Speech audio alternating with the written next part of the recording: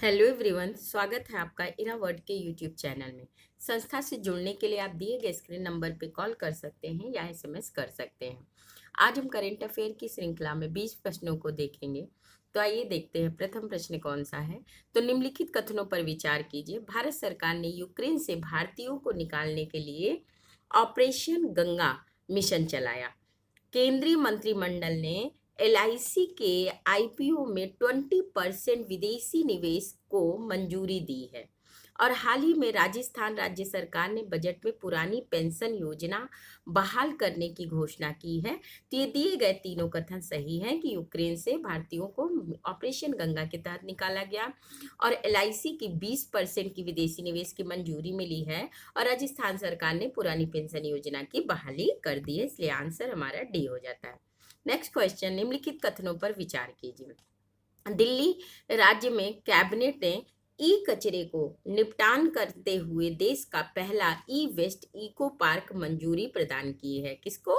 तो ई वेस्ट के लिए इको पार्क को मंजूरी दी है। भारत सरकार ने अपने डिजिटल मिशन के तहत लद्दाख केंद्र शासित प्रदेश में जन भागीदारी एम्पावरमेंट पोर्टल की शुरुआत की। लद्दाख क्षेत्र में नहीं किया है, यह जम्मू कश्मीर क्षेत्र में किया गया है, इसलिए ये कथन क्या होता है? गलत हो जाता है।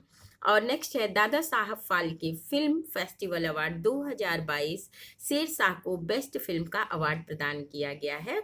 तो प्रदान किया गया है, इसलिए हमारा फर्स्ट और थर्ड कथन सही हो जाता है। नेक्स्ट क्वेश्चन है, निम्नलिखित में से एक कथनों पर विचार कीजिए। भारत की यूपीआई प्रणाली को अपनाने वाला नेपाल पहला देश बन गया है। तो हाँ, नेपाल पहला विदेशी देश बना है जिसने भारत की यूपीआई को अपनाया है। हाल ही में क्वाड के समूह भारत, अमेरिका, ऑस्ट्रेलिया, जापान देश के मंत्रियों की चौथी बैठक ऑस्ट्रेलिया के मेलबर्न में आयोजित हुई है। ये दोनों ही कथन सही हैं। नेक्स्ट क्वेश्चन, निम्नलिखित कथनों पर विचार कीजिए। मध्य प्रदेश सरकार ने होशंगाबाद का नाम बदलकर नर्मदापुरम रखने का घोषणा की है। ये कथन सही है। फिर तुर्की की देश के राष्ट्रपति एर्दोगन ने तुर्की देश का नाम बदलकर तुर्की कर दिया है। बिल्कुल सही है। फिर विश्व सतत विकास सम्मेलन 2022 की मेजबानी अमेरिका करेगा। नहीं, 2022 विश्व सतत सम्मेलन की जो मेजबानी है वो अमेरिका ना करके भारत के द्वारा किया जाएगा। कौन करेगा? तो भारत करेगा। इस तरह आंसर हमारा सी है। इकोनॉमिक इंटेलिजेंस यूनिट के संदर्भ में हमें कथनों पर विचार करना है कि दिए गए कथन पर विचार। इकोनॉमी इंटेलिजेंस यूनिट की स्थापना 1946 में हुई थी।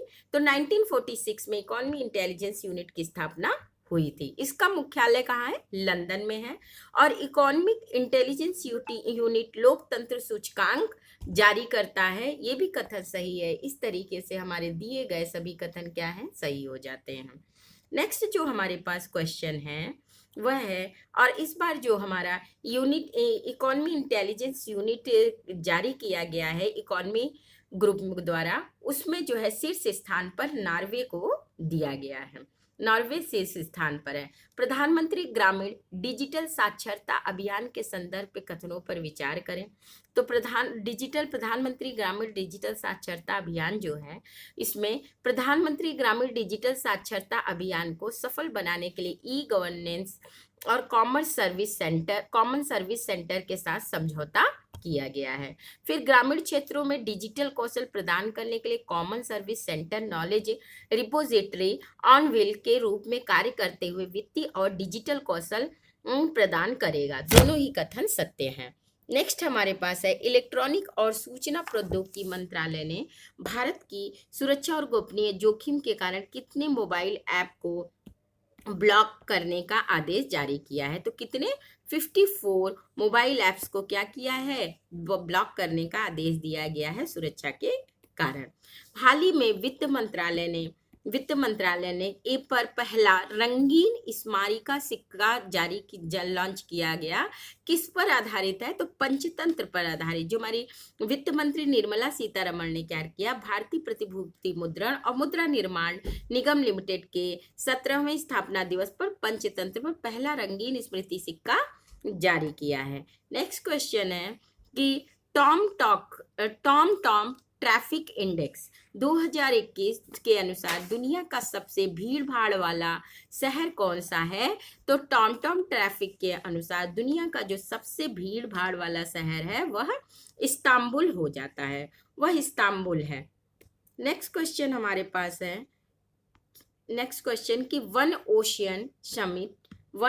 ओशियन समिट का उच्च स्तरीय खंड के संबंध में निम्नलिखित कथनों पर विचार कीजिए।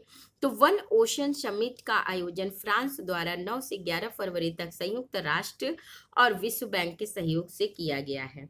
इस पर जर्मनी, यूनाइटेड किंगडम, दक्षिण कोरिया, जापान और कनाडा ने भाग लिया है।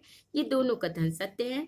वन ओशन समिट का आयोजन फ्रांस के द्वारा संयुक्त राष्ट्र और विश्व बैंक के सहयोग से फ्रांस के ब्रेस्ट में किया गया।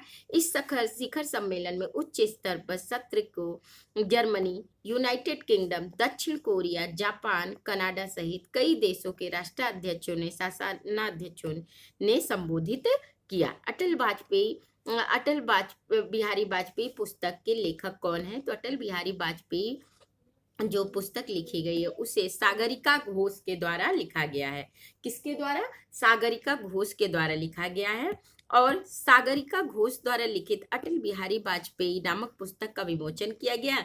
यह भारत के पूर्व प्रधानमंत्री की जीवनी और सागरिका घोष एक पत्रकार है जिन्होंने Indira India's most powerful prime minister नामक बुक भी लिखी है।